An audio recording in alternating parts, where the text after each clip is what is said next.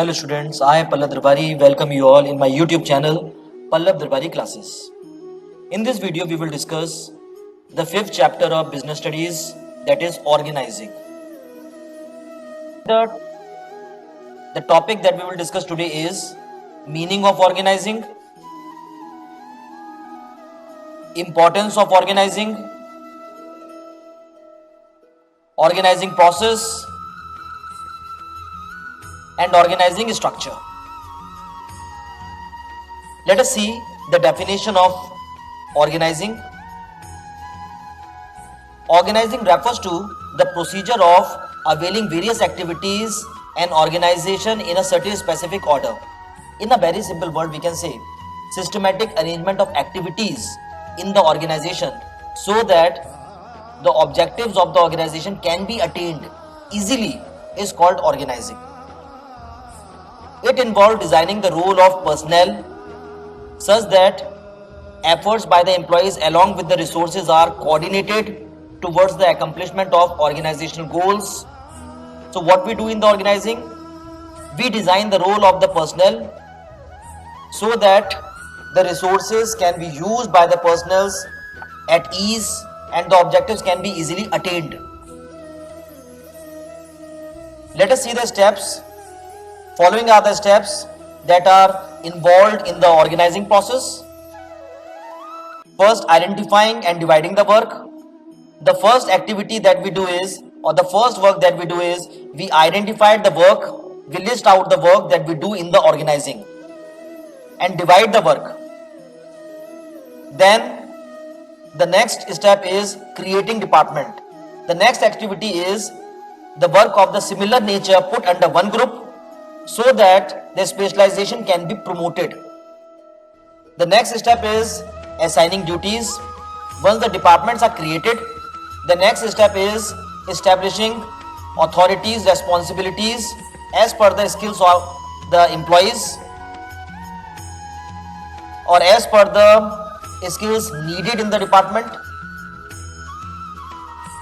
Next step is establishing relationship. After assigning duties, the next step is establishing the superior subordinate relationship so that the confusion will not be there from whom we are supposed to take the orders and to whom we are supposed to give the feedback.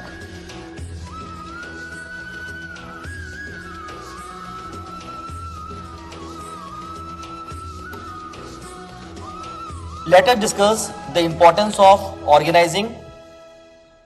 The first importance is clear definition of working relationship.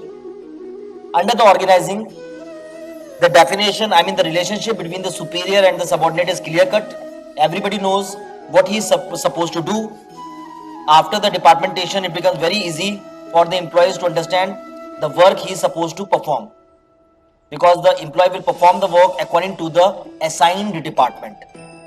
The next is less duplication of the work. Since the work is being divided among the employees, department is being created, because of which what happens, the duplication of work will be stopped. The next is better coordination. After the departmentation, one department should be interconnected with other departments, because of which the coordination is possible. The better coordination is possible. Next is because of avoiding duplication of work, because of better coordination, the chances of growth and expansion increases. The next is optimum utilization of resources. Because of better coordination and clarification of working relationship, the resources is being used in a systematic and the proper manner. So the utilization of the resources is good. The next importance is improved specialization.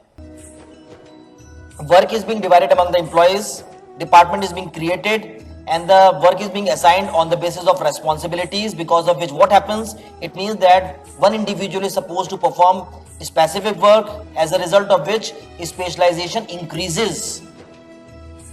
Next is easy coordination of changes. Because of departmentation, it becomes easy to make changes. Why? Because now we have to make changes in a respective department, not in the entire organization. So it becomes easy to introduce changes in the respective department. Next is efficient development of the employees. The work is being divided among the employees so the specific training can be given so that the efficiency of the employees needed for the department is enhanced. Let us discuss all the importance in detail. First is clear definition of working relationship. Under organizing, the hierarchical structure in the organization is clearly established, thereby avoiding the ambiguity in transferring the instructions. It means the chaos, the things which is interrupt the free flow of the information will be stopped. The next is duplication of the work. There is less duplication of the work. The question is how? As various activities are properly assigned to different personals, so the duplication of work is totally minimized. The third importance is better coordination. Under organizing, activities of a similar nature are grouped together in different departments. This ensures better coordination and harmony. Next importance is increased growth and expansion. Through proper organizing, an enterprise can expand its business operations and deviate from the traditional norms in a smooth and better manner. The next importance is optimum utilization of resources. By ensuring that various activities in the organization are properly aligned, overlapping of the work is avoided, because of which the resources is being used properly. Next is improved specialization. Under organizing, activities of a similar nature are grouped together and the tasks are assigned to various individuals as per their skills and capabilities. This allows the organization to take the advantage of specialization. Next is easy accommodation of changes. With the proper organizing of activities, it becomes easy to inculcate changes in the organization. The inculcation becomes difficult when the activities are not properly arranged.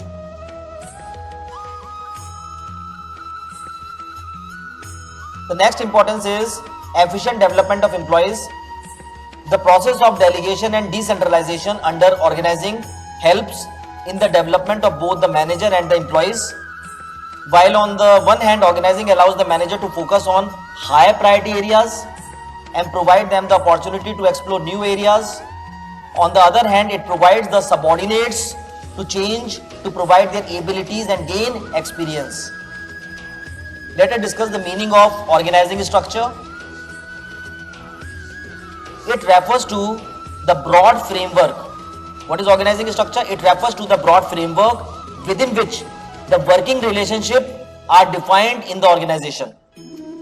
So framework within which working relationship are defined is called organizing structure.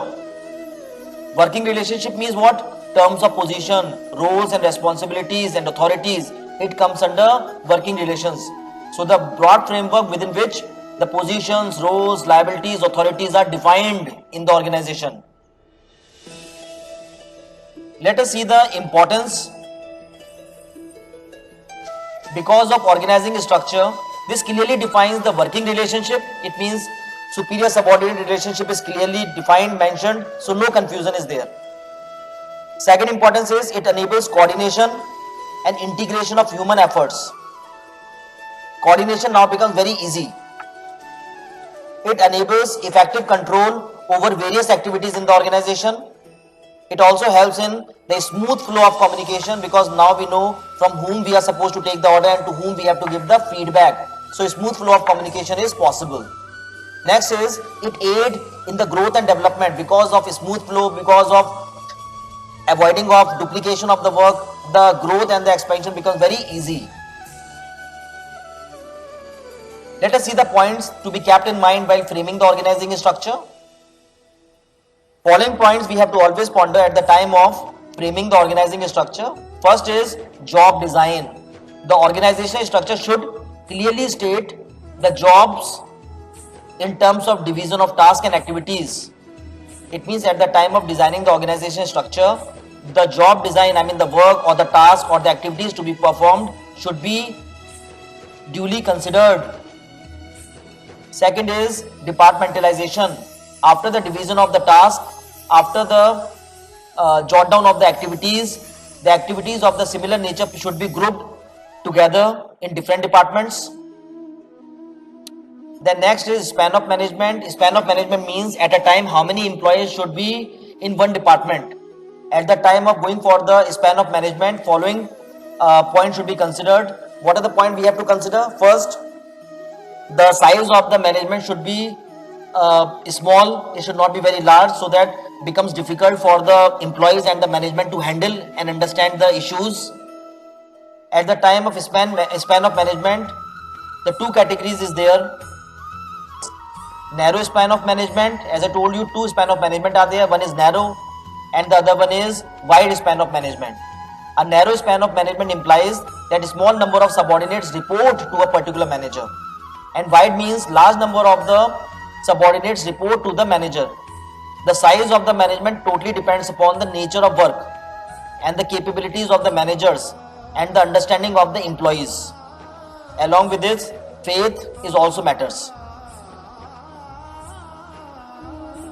Let us see the delegation. The organization structure should specify the level or the degree of delegation to be followed. It means transferring the authority from one person to another. Let us see the types of organizing structure. Listen, there are two types of organizing structure. One is functional structure and the other one is divisional structure. Listen, when we divide the organization or when we are going for the departmentation and we made the departments on the basis of work executed in the organization, that is called functional structure. When we made the departments on the basis of the product we manufactured in the business, that is called divisional structure. We will discuss all these structures in detail in next videos.